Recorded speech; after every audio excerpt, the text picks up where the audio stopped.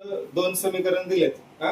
हे दुसरं जे समीकरण आहे ते असे 3x अधिक 5y वजा 8 बरोबर 0 असं समीकरण आहे. लक्ष द्या इकडं.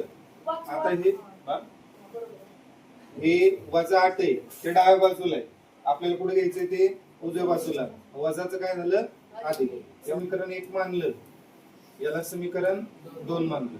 आता आपल्याला माहिती आहे पहिल्यांदा काय करावं लागतं, आपल्याला डी काढावं लागतो. काय काढावा लागतो डी. नंतर काय काढायचं आपल्याला dx आणि नंतर काय काढायचं आहे dy. बरोबर. डी काढण्यासाठी काय वापरतो आपण 12, dx साठी 32 आणि dy साठी 13. 12 32 13 बरोबर. हे आपल्याला माहिती आहे. आता 12 म्हणजे काय लक्षात घ्या, याला 1 नंबर द्यायचा, याला 2 नंबर द्यायचा आणि याला 3 नंबर द्यायचा. 12 म्हणलं तर 1 आणि 2 बरोबर. ते उभे लिहायचे फक्त. इथं किती x असा गुणक 6, इथं किती 3, मग 6 आणि 3 लिहायचं. कळलं. इथं y चा सगुणक किती -3, इथं y चा सगुणक किती 5, मग इथं काय येणार -3 5. 32 म्हणजे सांगा 3 आणि 2, मग इथं 3 आहे आणि इथं काय आहे 2, मग 3 कोण आहे -10 8, इथं किती येणार -10 8 आणि इकडं 2 म्हणलं की -3 आणि 5, -3 आणि 5. समजलं का. आणि माझा 13 सांगा बरं काय येईल. 13 बघा इथं 1 आणि 3, मग काय ना 6 3 -10 8, 6 3 -10 8.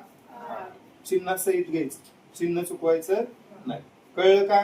12 32 13 कळलं. पुढं आता हा डिटर्मिनंट आहे किंवा त्याला निश्चयक म्हणतात. काय म्हणतात डिटर्मिनंट किंवा निश्चय. मग आता हे सोडवताना काय करायचं, तिरका गुणाकार त्यांची वजाबाकी. कळलं. म्हणजे पहिल्यांदा 6 न 5 ला गुणायचं, 6 गुणुले 5 वजा, परत -3 न 3 ला गुणायचं. हा सिक्वेन्स चुकवायचा नाही. कळलं का. पुढं आता इथं -10 न 5 ला गुणायचं आणि -3 न 8 ला गुणायचं. -3 गुणुले 8. समजलं का. परत कोण कोणाला गुणणार आता 6 न 8 ला गुणायचं, 6 न 8 ला गुणायचं आणि -10 न 3 ला गुणायचं. आलं लक्षात. समजलंय का. बर. आता बघा इथं हे 6 पंचे 30, हे वजा अधिक 3 त्रिक 9, 30 आणि 3 किती, 30 आणि 9 किती आलं 39. पुढं -10 आणि 5 -50 बरोबर. वजा अधिक आणि 8 त्रिक 24 किती राहिलं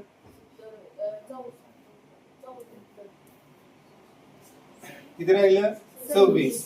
हे -50 आहे आणि अधिक काय आहे 24 आहे. एकाचं चिन्ह वजा आहे, एकाचं चिन्ह काय अधिक आहे. त्यांची काय होणार वजाबाकी. मग हे वजाबाकी करायची. 50 न 24 गेले 26 आणि मोठ्या संख्ये चिन्ह वजा, म्हणून काय आलं -26. आलं लक्षात. पुढं आता बघा 6 8 48 वजा अधिक आणि 10 त्रिक 30.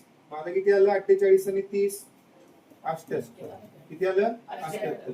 पहिली किंमत आली डी ची 39, दुसरी किंमत आली dx ची -26 आणि dy ची किती आली 78. समजलं का. बर. आता या ठिकाणी बाळांनो पहिल्यांदा काय काढायचं आहे x, नंतर काय काढायचं आहे y.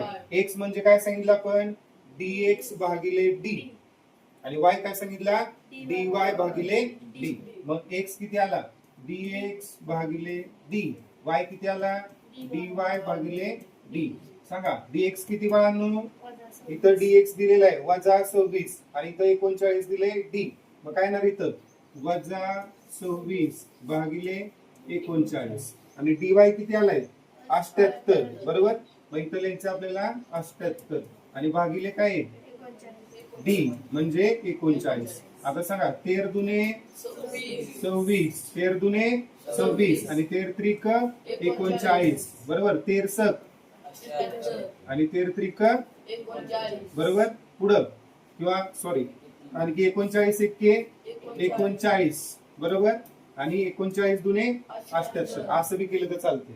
किंवा 13 भागल्यावर 6चे 3 आलं, 3 एके 3, 3 दुने 6 असंही तुम्हाला मिळणार. मग याच्यावरून सोल्युशन ऑफ गिवन इक्वेशन काय मिळालं बाळांनो? सोल्युशन ऑफ गिवन इक्वेशन सांगा. x, y बरोबर किती आलं? वजा 203, 2. 2/1 म्हणजे किती आलं? 2 आलं. हे आलं सोल्युशन. आलं लक्षात?